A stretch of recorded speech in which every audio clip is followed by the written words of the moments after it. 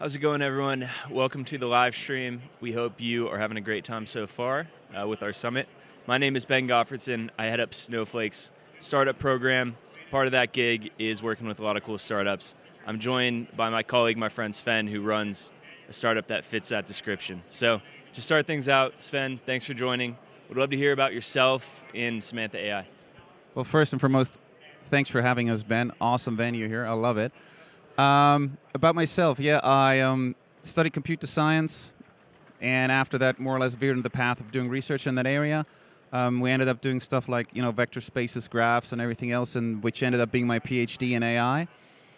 And in 2014, we had this one I want to call it Eureka moment where we worked with a couple of companies, and the system we built and we run test data on did things we never anticipated it to do, which was kind of strange. It took us half a year to actually figure out why it could do that, and we wrote a paper about it because that's what you do in research.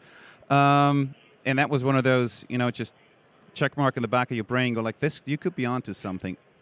It obviously was slow, and we didn't have that many GPUs and stuff back then, and that kind of changed. And then in 2017, we spun off the research group. Nice. And where is headquarters? Headquarters is in Karlsruhe, Germany. That's close to the Black Forest, or French border. So, yeah.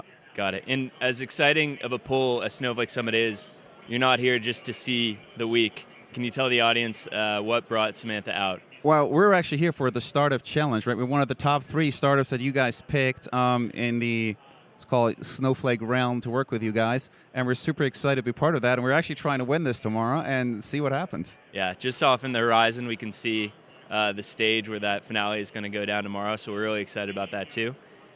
In line with that finale tomorrow, could you tell us about 2017 onward for Samantha? What is the product that you built? Yeah. So, I mean, the name didn't come in until, I want to say, 2019, with one of the customers we had who said, hey, listen, the thing does that, and it's like a coworker. We kind of treat it like that. You want to give it a female name because AIs that have a male name tend to go rogue in all the movies, right? Oh, yeah. If they have a female voice, they're the good AIs. And we just said, hey, the thing does semantics, which is trying to understand what stuff is all about, whether that's text, videos, audio, doesn't matter, like a human, more or less. And so we say we got to call her Samantha, but S-E-Mantha, right? And we just chose that name and went with that. And it was not copyrighted, which is ours now, so. That's a great founding story. Tell us about some customer stories you love. What are some business outcomes you drive for the user base? Yeah. So, I mean, we have customers, for instance, in the insurance space where it's about all the underwriting stuff. Well, all the customer use cases we essentially have nowadays come down to too much text, not enough time, which everyone has, unstructured data, everything unstructured. And as we heard this morning in the keynote, I mean, that's the big thing, right? And people really didn't take note of that in the last 5 years when we always, we go to customers and say, hey, listen, 80% of what you got is unstructured. It's, as we heard this morning, it's data that's good for humans but very bad for machines. And that's exactly what we've been working on. And we have automotive customers that do their whole requirements processes, which honestly comes down to thousands of pages of documentation and quality assurances, all that stuff.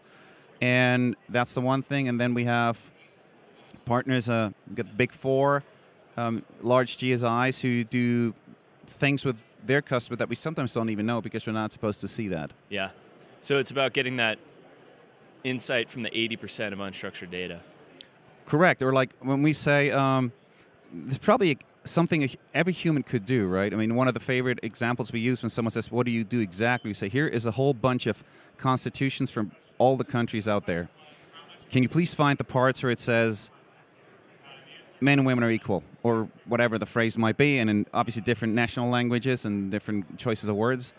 And you could do that. You might have to learn, I don't know, Spanish, Chinese, and all that, but you could do that. But you would not be able to do that in like 3 seconds. And that's exactly what the system can do. Got it. Right. And so rapid, large-scale search. What it can do, it's way better than a human in terms of like way faster. Right. And for instance, in one of the use cases we're going to show tomorrow, which is ESG, economic, social, and governance rules and regulations, a lot of times you don't even know where to start as a company. You can say, I got millions of documents. Where would I start? Right. So as we say, you don't see the forest because of all the trees. Yeah. Right. When did Snowflake come on your radar first? Actually, very lately. I knew Snowflake, right? But we didn't have a touch point until we met on insurance, and that was October or November last year. And that relationship kicked off instantly, I have to say. So with the first people from you guys that I met, we were talking about combining the technologies, and I essentially said, you know what, guys, let's just build this thing quick, because, I mean, I said I think it's a perfect match, because the challenges we sometimes have is that the customers say, yeah, this all works technically speaking with Semantha, but how do I access that data, and how do I do this securely? And this is where we usually have to say, I can't help you that much with that, right? That's probably a 5-year project or whatever. And if they have Snowflake, we're like, no, this all goes away, right? And essentially, let's just build that. And we met on a Monday, and I know your peers. I mean, Ryan, shout out to Ryan here. He was smiling at the camera and went like, yeah, sure. I said, I'm going to deliver you a prototype on Streamlit by Friday. And he's like, he said, just give me 5 days. And I, to be honest, I didn't know whether we could do it. But we did. So this is how the whole relationship started. Yeah. That's great. Yeah. So heavy with our EMEA team, our Europe team. Correct. That was a good Correct. impetus, yeah. Yeah. So you mentioned Streamlit. What Snowflake functionality really kicks in Semantha? Well, obviously, the whole Snowpark integration and all the data assets, right? And there's so much stuff we don't even know about yet, because, I mean, that's a whole ecosystem where we haven't seen that much of it yet. But essentially accessing the data. And then on what we learned, obviously, on the user interface side, it is Streamlit, because it's the things we built, and together with Accenture and you guys and others, is just, we know that the Semantha can do that, but we also know that the way the customers want to see it might be slightly different in terms of what it should be, how it should be presented on a screen. And with Streamlit, that's sometimes a one-day job, and they go like, this is exactly what I wanted, right? Nice. To the extent that you can share, what are some exciting things on the roadmap? Well, business-wise or technology-wise? We'll go technology-wise. Okay, technology. Well, as everyone knows, I mean, the latest and greatest out there is large language models. We actually started working with Gen AI in 2021.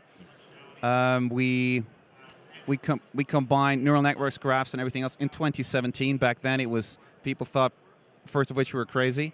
It's super cool now, right? And right now, we're experimenting with so-called joint embedding predictive architectures. So if it's the latest and greatest in 6 months from now, you heard it from us first. But you know, we're just trying to keep our tabs on the latest research and, well, make the semantics part smarter, obviously, and we're always improving. But that's the next thing. And multimodality, right? So video is a big part of what we're seeing with customers, because once they see that it works with anything unstructured in terms of documents, and we say videos are documents too. Nice. Okay, so then I'll ask on the business side, what's on the horizon? Well, on the business side, one of the most important things is definitely, we discussed this before, right, with your peers, is we got it. I mean, we've always had it on the roadmap to go to North America, but this, we consider this our starting point for that, because we got to go earlier than anticipated, because the attitude towards the whole new technology and AI in North America is just way different than in Europe, right? And people here are just embracing that part of the technology and just going where we want to go. We see no option whatsoever not to go to North America. That's just what we need to do. Final question, scale from 1 to 10, how ready are you feeling for your finale pitch tomorrow? 8.87. Okay, good. Should be, I think we can get it to 10 before. We'll work on it, yeah. All right, well, can't thank you enough for joining. Good luck tomorrow. Thanks to everybody who joined, and we'll see you soon. Enjoy Summit. Thank you, guys.